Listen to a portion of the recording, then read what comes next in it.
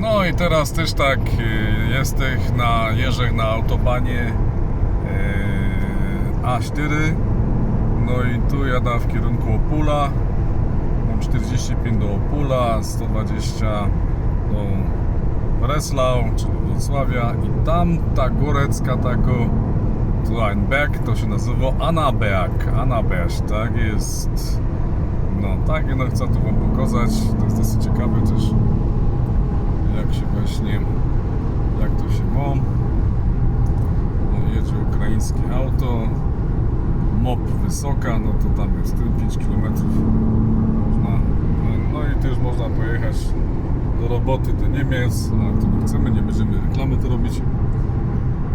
No i tak to leci na tej autobanie A4.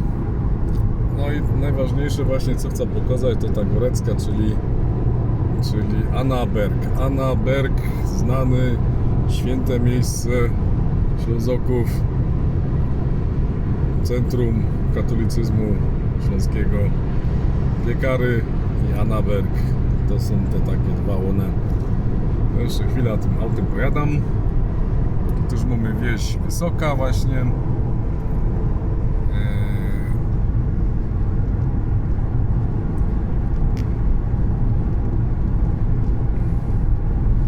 Tu później się takie trzy szpury robią i tam z tyłu właśnie widać, ale już teraz nie widać. Okay.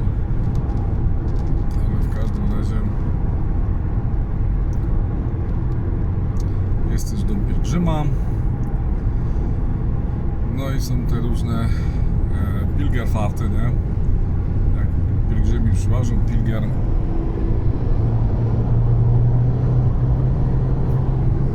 Teraz sobie obejrzymy jeszcze raz to, jak to jest. Piękne widoki, tu jest też taki właśnie, jak to się gadało, wapniok. Tu wapień kiedyś wydobywali. O, tu mamy jeszcze Annaberg. Jest jakaś tam kościół jest, górka jest, te auta trochę przeszkadzają, ale mamy Annaberg. No i tu też była ta bitwa, nie?